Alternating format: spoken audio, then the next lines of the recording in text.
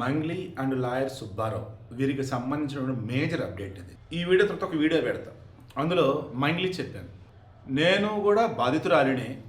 మీలో ఉన్నటువంటి బాధితులు ఎవరైతే ఉన్నారో డబ్బు పోగొట్టుకున్నారు, నేను పేరు పోగొట్టుకున్నా. చిన్న లాజిక్ ఇక్కడ. గణేష్ గోల్డ్ తాకట్టులో ఉన్న బంగారాన్ని విడిపించి కొనబడును. సంప్రదించండి 9966561144. నేను బాధితురాలిని, నేను పేరు పోగొట్టుకున్నా. మీరు బాధితులే, మీరు డబ్బు పోగొట్టుకున్నారు. అంటే ఇక్కడ అర్థం ఏంటి? ఏదైతే ఆ గోకులం ఇన్ఫ్రాస్ట్రక్చర్ అన్ని ఏదైతే చెప్తున్నారో దానిలో రమావత్ మధున ఎవరు అతను మెయిన్ పర్సన్. అతను వీళ్ళ కమ్యూనిటీ పర్సన్ అంట, అంటే సేమ్ క్యాస్ట్. అతనికి హేమకాంత్ రెడ్డి అని ఒక అతను తెలుసు అంట. వీళ్ళు గ్యాదర్ చేసిన డబ్బుని అతను తీసుకున్నంట 20 కోట్లు దాదాపు. ఆ హేమకాంత్ రెడ్డి లాయర్ సుబ్బారావు ఫ్రెండ్స్ అంట. ఇప్పుడు ఈ మంగ్లీ చెప్తుంది, ఈ హేమకాంత్ రెడ్డి అనబడే వ్యక్తి ఈ మధు వాళ్ళ టీంను కూడా మొత్తాన్ని మోసం చేసి డబ్బులు తీసుకొని అతను ఈ సుబ్బారావు చేత మమ్మల్ని హెరాస్ చేపిస్తూ మమ్మల్ని ఈ కేసులో ఇరికించాడు. మరలా చెప్తున్నా, మంగ్లీ నిన్న మొన్న చెప్పిన దానిలో అసలు ఈ ఏదైతే మైక్రో ఫైనాన్సా మల్టీ ఫైనాన్స్ ఏదో అది మాకు తెలీదు, అండ్ ఆ ఇన్ఫ్రాస్ట్రక్చరు డబ్బులు కడితే డబ్బులు ఇస్తారు, ఇది నాకు తెలీదు, నాకు సంబంధం లేదు అన్న పర్సన్ ఈరోజు వచ్చి క్లియర్గా ఏమంటుంది, నేను కూడా బాధితులని నా పేరు పోయింది అంటుంది. అంటే బాధితులు ఏమంటున్నారు, ఈ మంగ్లీకి ఒక చెల్లి ఉంది, చెల్లిని చేసుకుని భర్తున్నాడే, అతని ద్వారా మాకు ఇదంతా తెలిసింది అన్నారు. ఇప్పుడు మంగ్లీ ఏమంటుంది, పుణ్యం ఉంటుంది, దయచేసి నా చెల్లిని లాగొద్దు అంటున్నారు. సరే, మనం కూడా ధర్మ ప్రకారం వెళ్ళొద్దు. ఎఫ్ఐఆర్లో ఉన్న పేర్లు మధు, బాలాజీ, భారత్, శివ, మంగ్లీ. సో 5 గురించి మాట్లాడు. ఇందులో ఏ1 మధు ఉన్నాడు, అతను క్లారిటీ ఇచ్చాడు. ఏమని, మంగ్లీకి అసలు సంబంధమే లేదు, మేము డబ్బు గ్యాదర్ చేసిన మాట నిజం, ఆ డబ్బుని మా దగ్గర నుంచి హేమకాంత్ రెడ్డి తీసుకున్నాడు, అతను మాకు తిరిగి ఇవ్వలేదు, అక్కడ తేడా కొట్టింది అన్నాడు. మంగ్లీ కూడా ఏమంటుంది, నేను బాధితురాలని నా పేరు పోయింది అంటుంది. అంటే ఈ టీంలో ఈమె కూడా వన్ ఆఫ్ ది మెంబర్ అనే కదా, అంటే ఈమె పేరు కూడా ప్రచారం చేసినట్టే కదా, మేబీ ఈమె కూడా ఏం కాదు ఇన్వెస్ట్ చేయండి అని చెప్పినట్టే కదా. పోలీసులు ఈవేళ విచారణ చేస్తే తెలిసింది. ఇప్పుడు ఒప్పుకుంటున్నా, మొన్న లాయర్ సుబ్బారావు కూడా సెటిల్మెంట్ అన్నప్పుడు కూడా ఈమె ఇన్వాల్వ్మెంట్ లేకుండా చేయాలి అన్న దానికోసం ఈమెయిల్ కలవటం లేదు, బాధితుడికి మీరు అంతా డబ్బులు ఇవ్వాలి ఆ తర్వాతే వదిలేస్తానట్టుగా అతను అనటం లేదు, కాదు కూడదన్నప్పుడు అతను కేసు పెడతాం, ఈలోపు ఈమె కేసు పెడతాం. ఇప్పుడు కేసు పెట్టాక ఏమేమంటుంది, లాయర్ సుబ్బారావే నన్ను డబ్బుల కోసం వేధించాడు, బిగ్ బాస్లోకి వెళ్తాం కోసం ఈ రకంగా పబ్లిసిటీ కోసం నన్ను వేధిస్తున్నాడు అని.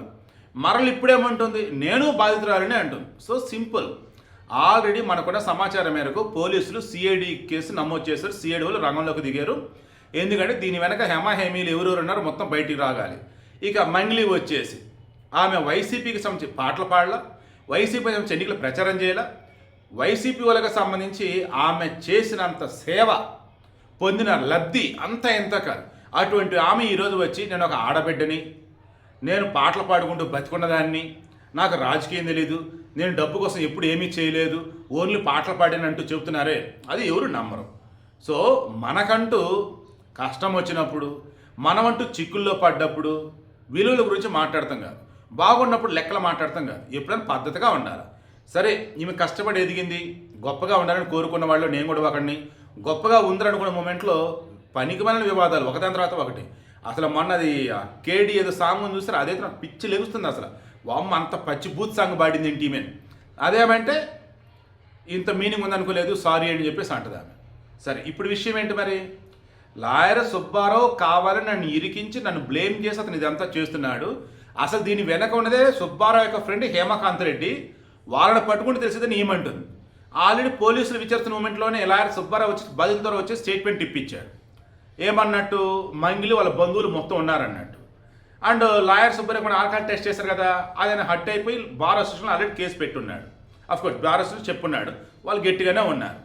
ఇక ఈ మూమెంట్లో మంగ్లీ తరఫున ఎవరైనా అనుకుంటే వాళ్ళు ఏం చెప్తున్నారంటే, మంగ్లీ కూడా బాధితురాలే, మంగ్లీ పేరంతా పోయింది, ఎవరైతే వెనకాలను మొత్తం నడిపించున్నారో వాళ్ళలో హేమకాంత్ రెడ్డి మెయిన్, ఇందులో ఏవనగా పెట్టినటువంటి మధు కూడా బాధితుడు, ఇప్పుడు అతను కూడా డబ్బు పోయిందని ఇండైరెక్ట్గా చెప్తున్నారు.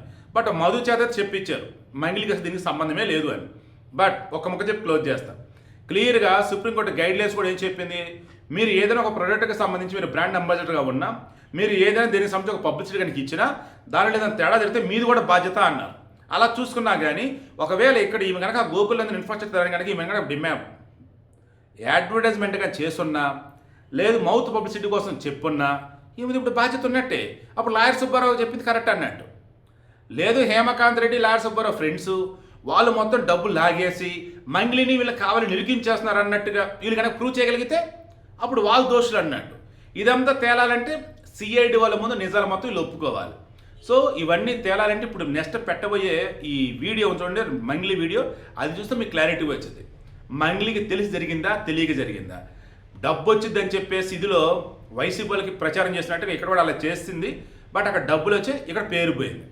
అంటే ఇక్కడ బాధితులు కుప్పలు కుప్పలుగా ఉన్నారు, అక్కడ వచ్చేసి పొలిటికల్ బాధితులు ఎవరేంటో తెలిసింది. వీడియో అటాచ్ చేస్తాను చూడండి. చాలా దిగ్భ్రాంతికి గురి చేసింది. నన్ను ఆదరిస్తున్న తెలుగు కుటుంబ సభ్యులకు మళ్ళీ చెప్తున్నా, మీ మంగ్లీ ఎలాంటి తప్పు చేయలేదు. ఈ కేసుకు నాకు ఎలాంటి సంబంధము లేదు. అబద్ధాన్ని అబద్ధమని చెప్పి ఇంత గొంతు చింపుకొని చెప్తున్నా కూడా నాపై బురద చల్లడం ఆగడమే లేదు.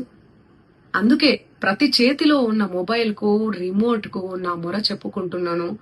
చట్టాన్ని గౌరవించే పౌరురాలిగా బాధితులకు న్యాయం జరిగేందుకు దర్యాప్తు అధికారులకు సహకరించేందుకు నేను సిద్ధంగా ఉన్నానని మీకు విజ్ఞప్తి చేసుకుంటున్నాను. మంగ్లీ ఎలాంటి తప్పు చేయలేదు, చేయదు కూడా. ఈ మైక్రో ఫైనాన్స్ కేసు చీటింగ్ కంపెనీకి డబ్బులు వసూలు చేసిన వివాదంలో నాకు ఎలాంటి సంబంధం కూడా లేదు. మధునాయక్ ను మా కమ్యూనిటీ ప్రోగ్రామ్ లో భాగంగా నన్ను నా తమ్ముడు శివాను కలిసిన మాట వాస్తవమే. కానీ అతను చేసే వ్యాపార వ్యవహారాలు, అతని వ్యక్తిగత జీవితానికి సంబంధించినటువంటి సమాచారంపై నాకు ఎలాంటి అవగాహన లేదు. ఈ కేసు విషయం నా దృష్టికి వచ్చిన వెంటనే నేనే స్వయంగా వెళ్లి అడ్వకేట్ సుబ్బారావుతో పాటు రమావత్ మధుపై పోలీసులకు ఫిర్యాదు చేసిన. తప్పు చేసిన రమావత్ మధు అండ్ గ్యాంగ్ పై ఖచ్చితంగా చర్యలు తీసుకోవాల్సిందే. బాధితులకు న్యాయం చేయాల్సిందే. ఈ కేసులో మోసగాళ్లను, బాధితుల అంశాలను పక్కన పెట్టి నాపై, నా కుటుంబ సభ్యులపై దుష్ప్రచారం చేసేందుకు కొందరు వ్యక్తులు కావాలని హేమకాంత్ రెడ్డి, సుబ్బు అడ్వకేటు, మధునాయక్ ఈ కేసులో మోసగాళ్లను, బాధితుల అంశాలను పక్కన పెట్టి నాపై, నా కుటుంబ సభ్యులపై దుష్ప్రచారం చేసేందుకు కొందరు వ్యక్తులు కావాలని ఈ వివాదంలోకి నన్ను లాగుతున్నారు. నిజానికి ఈ మైక్రో ఫైనాన్స్ అనే వ్యవహారంలో నష్టపోయింది బాధితులతో పాటు నేను కూడా ఒక బాధితురాలనే. వాళ్ళు అమాయకులు డబ్బులు పోగొట్టుకున్నారు, నేను పేరుని నష్టపోయాను. ఈ వివాదం తెరపైకి వచ్చినప్పటి నుండి ప్రతి క్షణం నా కుటుంబ సభ్యులు, నేను చేయని తప్పుకు బద్నామయ్యి మానసిక క్షోభకు గురి అవుతున్నాం. సో దయచేసి ఆలోచించండి అందరూ కూడా, ప్రజలారా.